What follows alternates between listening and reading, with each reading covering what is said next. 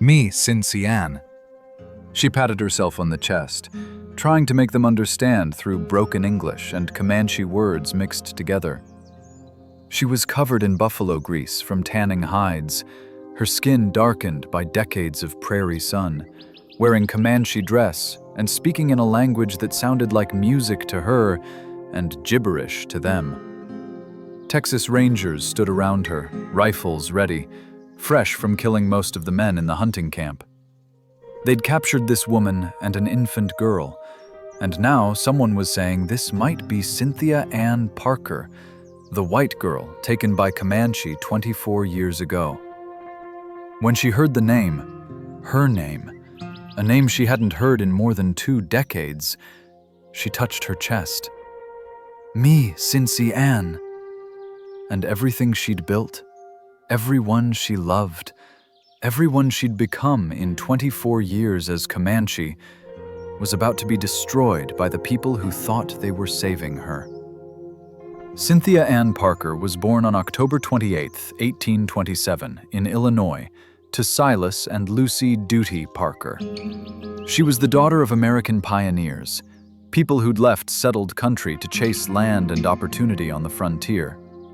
In 1833, when Cynthia was about 6 years old, the extended Parker family, dozens of relatives representing multiple generations, moved to Texas, which was still Mexican territory and wilder than anything most Americans had experienced. They settled in what's now Limestone County, about 70 miles from modern-day Waco, and built Fort Parker near the headwaters of the Navasota River. It was less a military fort and more a fortified settlement, a collection of cabins surrounded by log walls with a couple of blockhouses for defense. The Parkers were pushing farther west than any permanent white settlers had attempted, into land the Comanche considered theirs, land they'd controlled for generations. On May 19, 1836, just weeks after the Battle of San Jacinto secured Texas independence from Mexico, a large force of Comanche and Kiowa warriors, possibly numbering in the hundreds, approached Fort Parker. They came under a white flag, requesting water and directions. The Parkers should have been suspicious. This was clearly a ruse. But Benjamin Parker went out to negotiate, perhaps hoping to buy time for women and children to escape. What happened next was brutal and fast. The warriors killed Benjamin Parker, Silas Parker, their father John Parker, Samuel Frost, and Robert Fraught. They severely wounded several women, and they took 5 captives: Rachel Parker Plummer and her young son James Pratt, Elizabeth Kellogg, and Cynthia Ann Parker and her 6-year-old brother John. Imagine being 9 years old, watching your father and grandfather killed, seeing women you love beaten and bleeding, then being lifted onto a horse behind a Comanche warrior and carried away from everything you've ever known.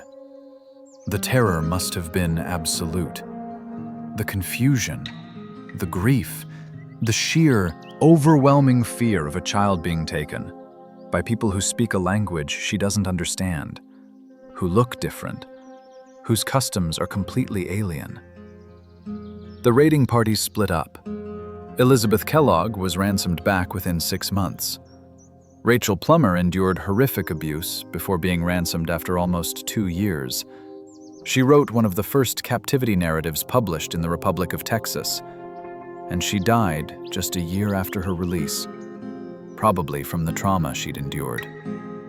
Her son, James Pratt, was separated from her and returned in 1842. But Cynthia Ann and her brother John were different. They were young enough to be adopted, to be remade into Comanche. And that's exactly what happened. Cynthia was adopted by a Tennowish Comanche couple who raised her as their daughter. At first, life was hard. Captives were often abused, treated as slaves, forced to do the hardest work. But as Cynthia learned the language, learned the customs, proved herself useful and adaptable, she transitioned from captive to adopted daughter. The Comanche had a long tradition of incorporating captives, particularly children, into the tribe. It wasn't kindness exactly, but it was practical. Children could be raised as Comanche, could become fully integrated members of the people. By her teenage years, Cynthia Ann Parker had a new name, Nadua, meaning someone found or keeps warm with us. She spoke Comanche fluently. She'd forgotten most of her English. She knew how to tan buffalo hides, how to set up and take down a teepee, how to prepare pemmican and find edible plants on the prairie. She could ride as well as any Comanche woman, which meant better than most white men. She'd become Comanche in every meaningful sense, except the color of her skin and eyes. Around 1840 or 1841, when she was in her early teens, Nadua married Peta Nocona, a respected warrior and leader. Some accounts say he'd participated in the raid that captured her, though this isn't certain. What is certain is that they had a good marriage by all accounts. They had 3 children, 2 sons, Quanah and Pecos, also called Peanuts, and a daughter they named Topsana, which translates roughly to prairie flower. Life as a Comanche woman in the 1840s and 50s was hard, but not miserable.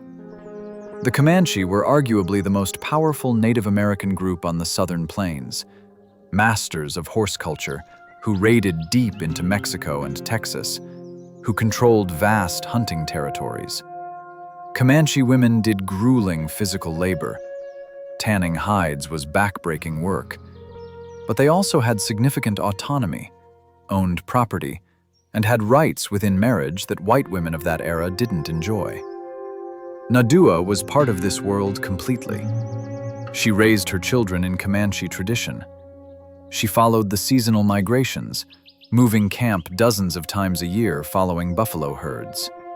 She lived through the gradual encroachment of white settlers, the shrinking of Comanche territory, the increasing violence as Texas Rangers and U.S. Army forces pushed harder against the tribes.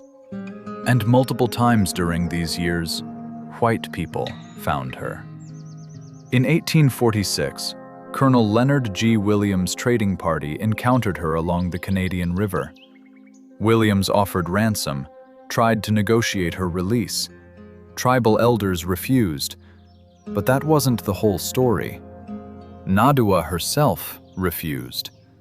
According to accounts, she said she loved Peta Nocona and wouldn't leave him. In her mid-teens, she'd been given a choice: return to a white family she barely remembered, or stay with her Comanche husband. She chose to stay. Federal officials encountered her again on the Washita River. Again, she refused to leave. Indian agent Robert S. Neighbors reported that only force would compel her captors to release her. But the deeper truth was that Nadua didn't consider herself a captive. She was Comanche. This was her life, her family, her people. Her brother John had been ransomed back in 1842. He tried to readapt to white society and couldn't. Some accounts say he went back to the Comanche voluntarily, that he fell in love with a Mexican captive, that they eventually settled in Mexico. Other versions are hazier, but the pattern is clear. Children captured young enough could be remade into Comanche, and once remade, they often couldn't or wouldn't return to white society.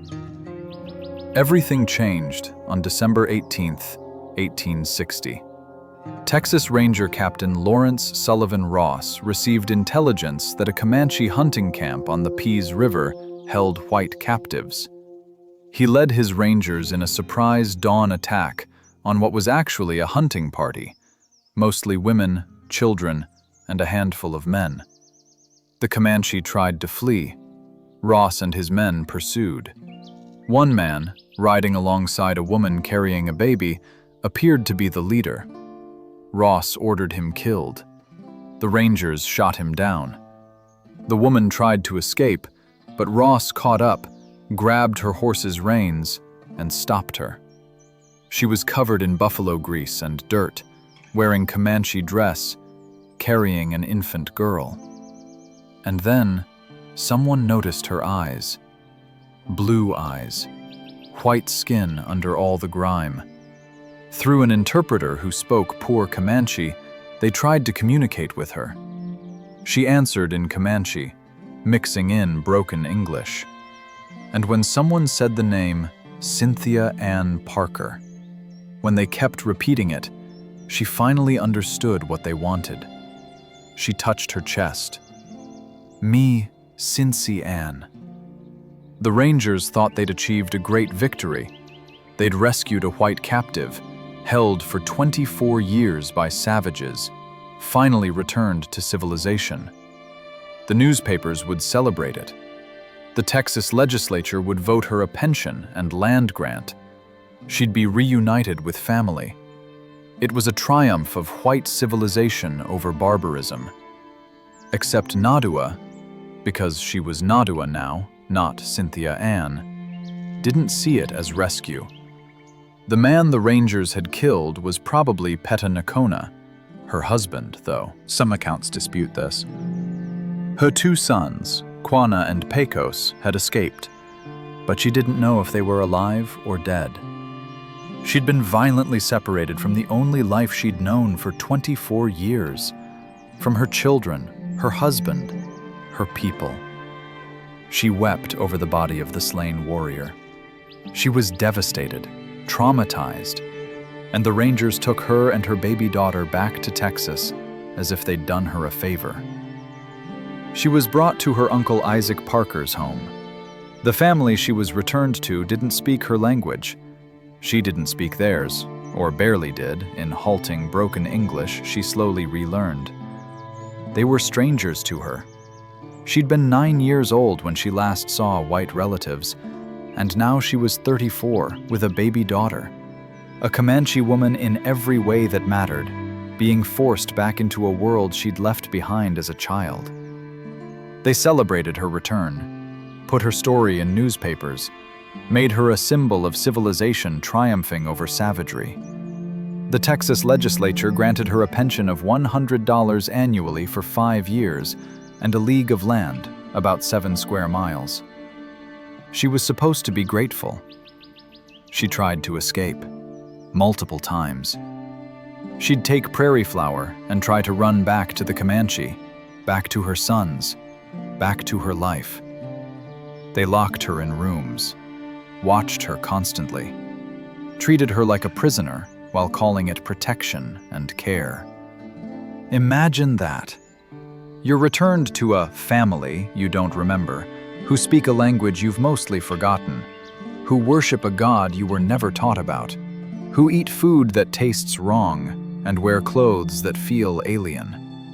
And when you try to return to your actual family, they lock you up for your own good.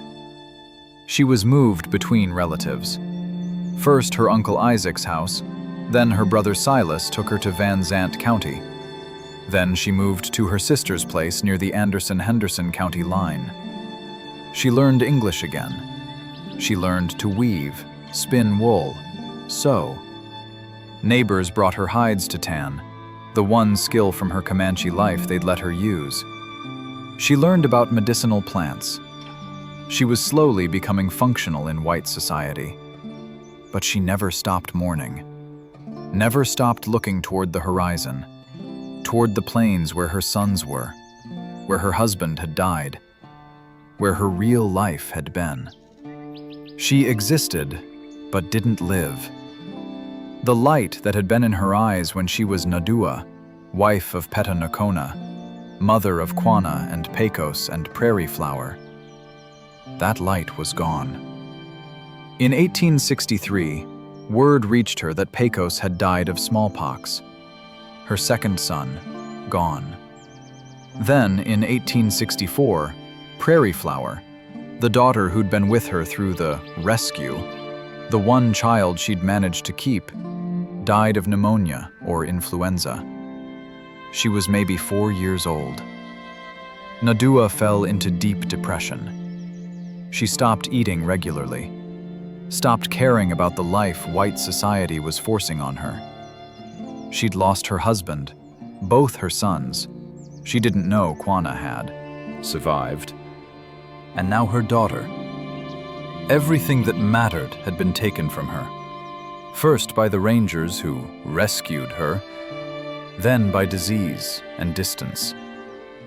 She died in March 1871 at her sister's home in Anderson County.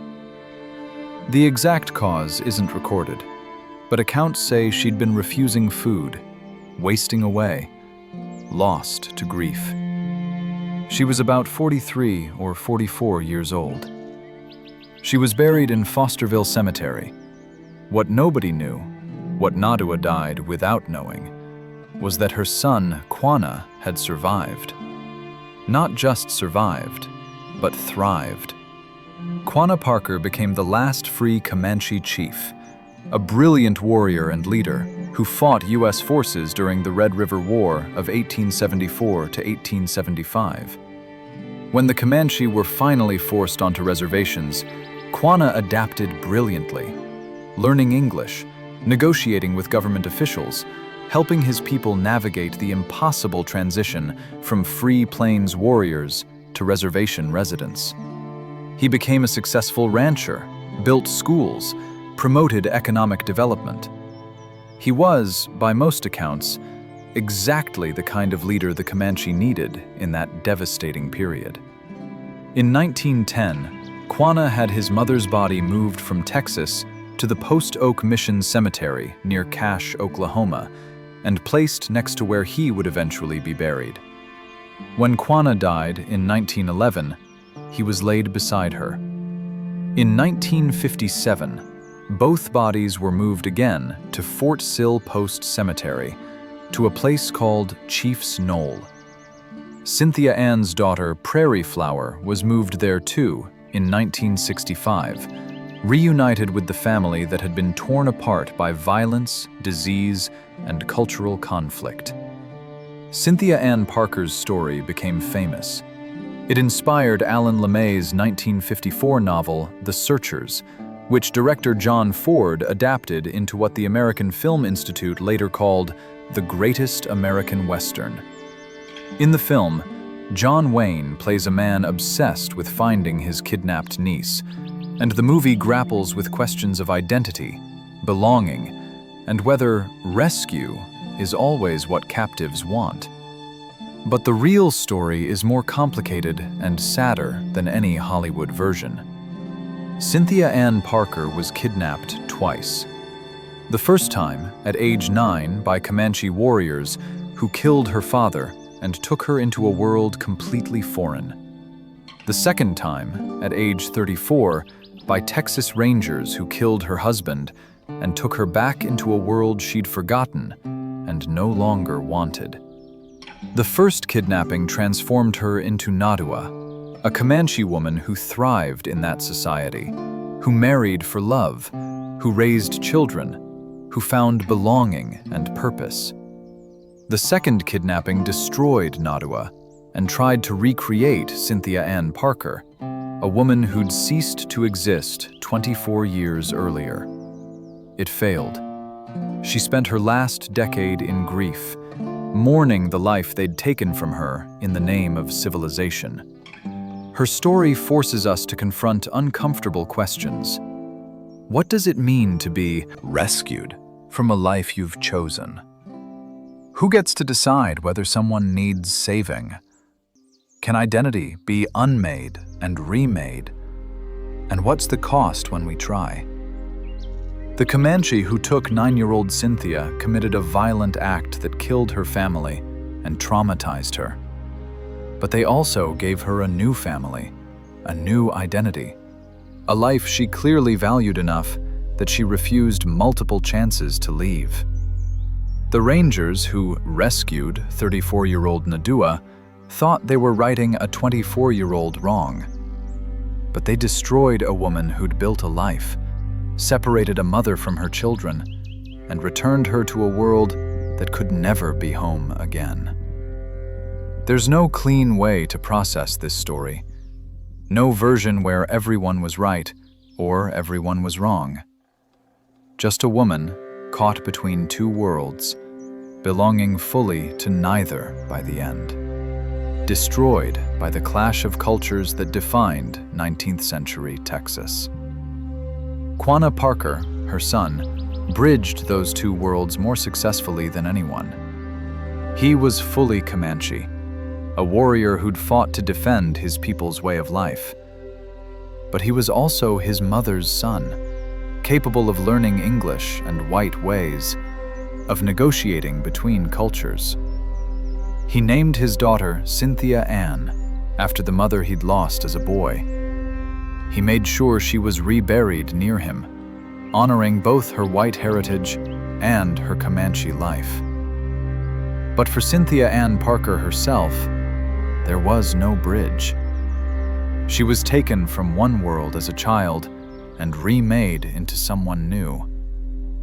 Then she was taken from that world as an adult, and they tried to unmake everything she'd become. She lost both lives, and she died mourning the one that mattered most to her, the 24 years as Nadua, wife of Peta Nocona, mother of Quanah Parker, a Comanche woman on the Texas plains.